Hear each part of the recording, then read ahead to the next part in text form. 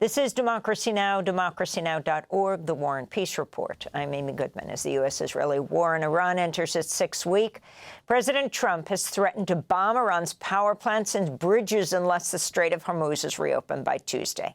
Trump's attacks on civilian infrastructure would constitute war crimes under international law. In a profanity-laced Truth Social post on Easter Sunday, Trump wrote, quote, "Tuesday will be power plant day and bridge day, all wrapped up in one in Iran. There will be nothing like it," 3 exclamation points.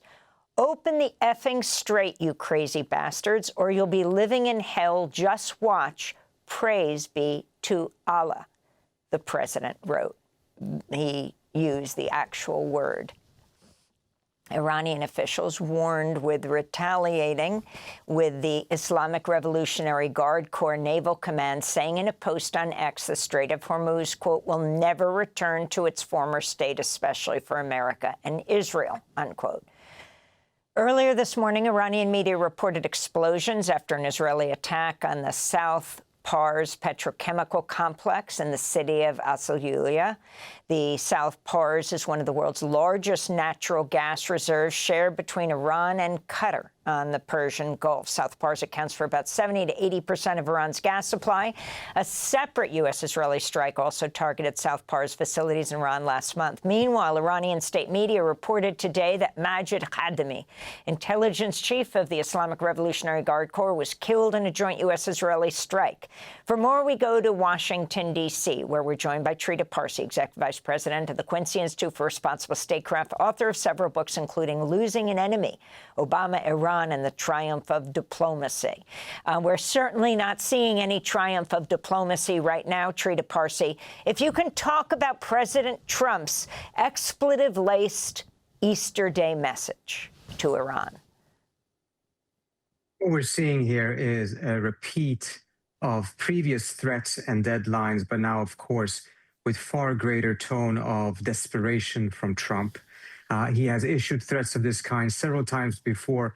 He hasn't fully acted on them, backed down, recognizing that he doesn't have escalation dominance.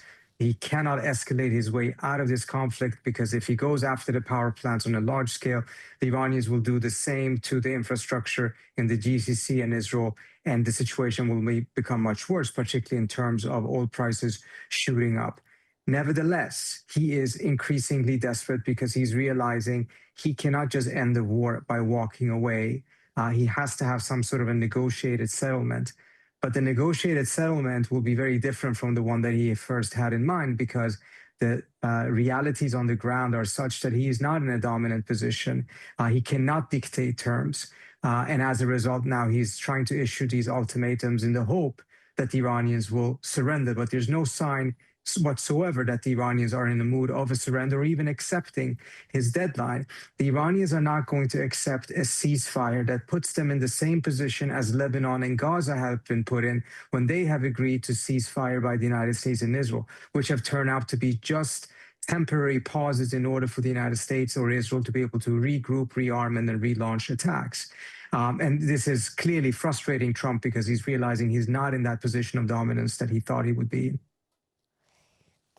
If you could talk about the significance of South Pars right now, the north part run by Qatar, the south Iran, and of course it is a major source of energy for Iran, like 70 to 80% of its energy, threatening to blow that up, as well as bridges. So South Pars is a very important field for the Iranians. It's shared, a gas field is shared with Qatar, although Qataris are extracting much more gas out of it because the Iranians don't have the technology, given all of the sanctions that have been imposed on Iran for a significant amount of time. Escalation is another place nearby that is now being attacked currently by the Israelis, that is critical for Iran's domestic energy consumption. And we have seen that when those fields or facilities have been struck in the past, the Iranians have retaliated. It was when the Israelis attacked South Pars last time that the Iranians struck at these gas facilities inside of Qatar that set those back 3 to 5 years. It's very important to understand the difference here in the sense that we have an oil problem right now because a lot of tankers are being stuck in the Persian Gulf. They cannot transit through, but the oil is still being extracted out of the ground. The infrastructure of oil has not been targeted on a large scale. If Trump escalates, then those will likely be targeted. And then you don't only have a bottleneck problem, you also have a production problem. The bottleneck problem can be resolved relatively quickly and oil prices can go down. But if you have a production problem, then that means that the production will not go up for quite some time. And that will create a much longer term problem on the oil markets. And that would be much, much worse than the current situation. So the Iranians have a lot of different ways that they can escalate matters further. Trump is aware of this, of course. This is part of the reason why he hasn't acted on a lot of his threats. But he seems to be getting increasingly desperate, and he may actually take steps that will be absolutely devastating for the global economy and for his own presidency. If you can respond to, The Guardian just said, Iran confirms it's received ceasefire plan, but says U.S. isn't ready for peace. The U.S.-Iran, a group of regional mediators, discussed the terms for a potential 45-day ceasefire that could lead to a permanent end to the war. And then you have Ali Abu Nima tweeting a few hours ago, U.S. is trying with Iran the same approaches with Gaza, phased agreements which the Americans and Israel will break, and vague future arrangements to be hammered out in an indeterminate future. Your response? Ali is absolutely right. This is the concern and the fear on the Iranian side, that any type of a ceasefire would be to the benefit of the United States and Israel. They would not end the war. It would just be a tactical pause. In the meantime, the Iranians would be giving up a lot of their leverage, for instance, the control over the straits. So I don't see any chance of that succeeding at all, unless it is coupled with not this type of a phased approach, but there is actually a full agreement that includes sanctions relief and other measures. Now, the Iranian position, I think, in some ways have evolved and frankly hardened. The Straits is not necessarily a tool they will use for negotiations to end the war, but rather something that they will use after the war, the control of it, in order to establish this mechanism in which countries will have to pay transit fees to go through the Straits. And they will use that to restore economic relations with a lot of countries in the world that they used to have economic relations with, but who have essentially stopped dealing with Iran economically because of U.S. pressure. All of those countries, nevertheless, need access to the Straits, and the Iranians are essentially planning to use their control of the Straits to reestablish those economic relations rather than as a leverage to end the war. Your response to President Trump telling Fox News the U.S., quote, sent a lot of guns to the Iranian protesters. We sent guns through the Kurds. I think the Kurds kept them, unquote. So here's a very important revelation. We saw that during the protest in December and January that there were some things that were very, very different from the past. We saw that there were elements within the protest movement or acting underneath the protest movement that used massive amounts of violence, both against civilian infrastructure, mosques, banks, etc., fire stations, but also against government forces. That's why a lot of government forces were killed, which we had simply not seen before. These were armed elements. They operated in a rather professional and systematic way. And a lot of protesters, I spoke to some of the protesters who were out there genuinely protesting against the policies of the government, saw these forces and were quite stunned because they had never seen anything like that before. Now we have the revelation, which a lot of people suspected, but we have it from the horse's mouth, saying that the U.S. actually was providing weapons to the Kurds and other armed elements inside the country. This, I think, shows that the image we had originally, that this was just peaceful protesters clamped down by the government, was perhaps a bit simplistic. There were overwhelmingly peaceful protesters, but within them or underneath them, there were other elements that were using the protest to essentially start a violent conflict and uprising. That was clamped down together with a lot of peaceful protesters. The Iranian government seemed to have not made much of a distinction between the two and killed several thousand people. But it was a very different scenario from what you had in 2009, for instance, in which the protest movement was not only peaceful, but also ensure that it was not hijacked by violent elements. This time around, it seems like that was not a full possibility. This is Iranian Foreign Ministry spokesperson Ismail Baghi responding to Trump's threat to attack civilian infrastructure if the new deadline for Iran to open the Strait of Hormuz is not met?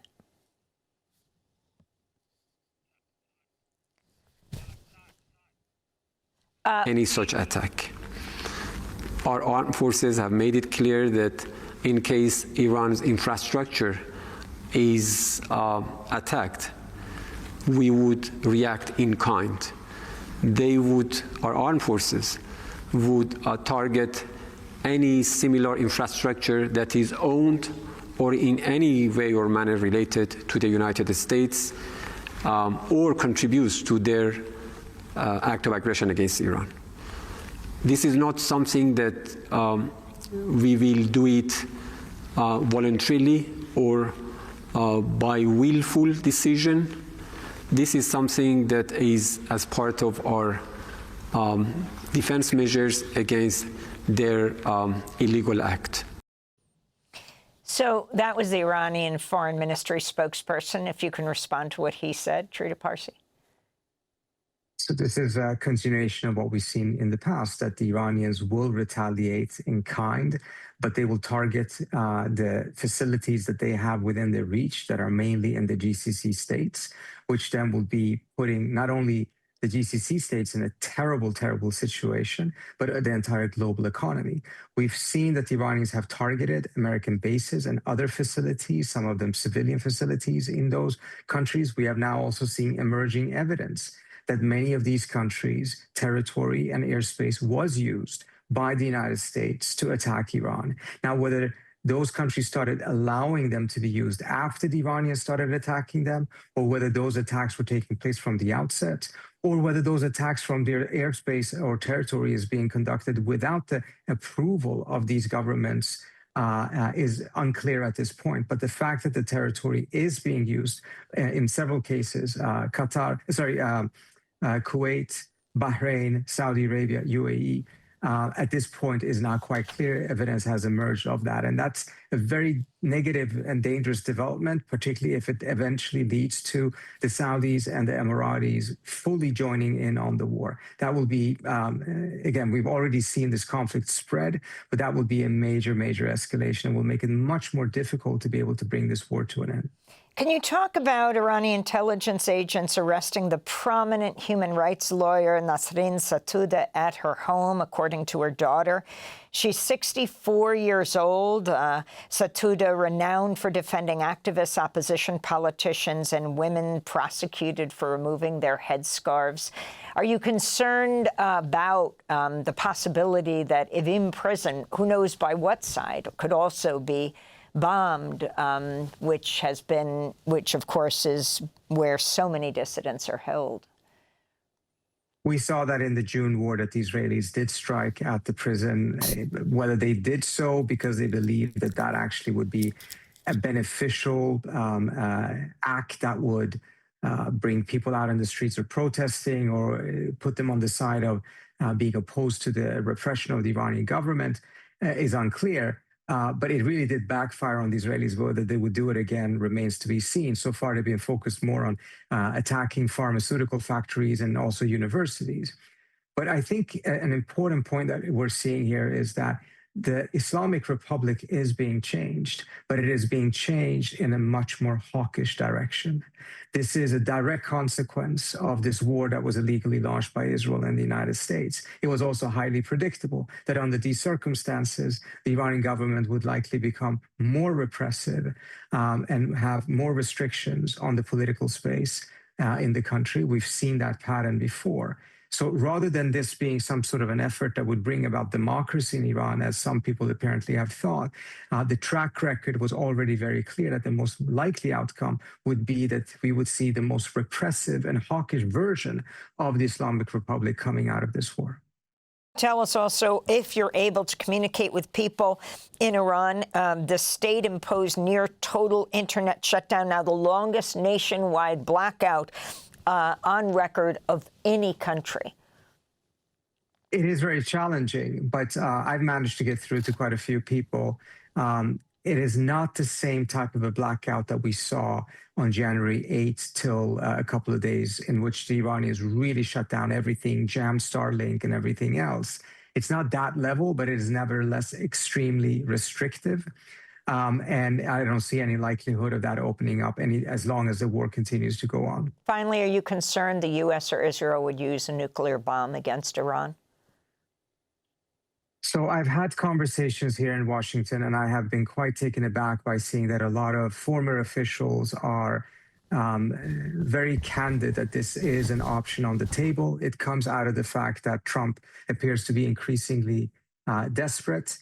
He could end up going on bombing Iran for another 2 weeks, trying to achieve some major spectacle and then just walk away, knowing that he doesn't have the ability or the patience for the real diplomacy that is needed, doesn't have the willingness to give compromises. So he may just escalate it in a spectacular way and then walk away, leaving the straits in the control of the Iranians.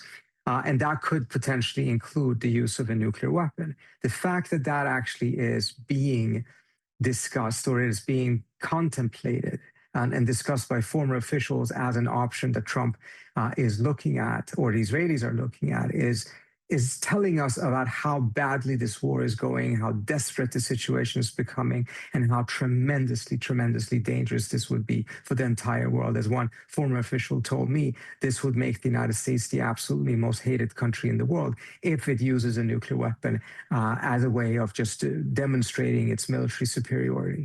Thanks for watching Democracy Now! On YouTube. Subscribe to the channel and turn on notifications to make sure you never miss a video. And for more of our audience-supported journalism, go to democracynow.org, where you can download our news app, sign up for our newsletter, subscribe to the daily podcast, and so much more.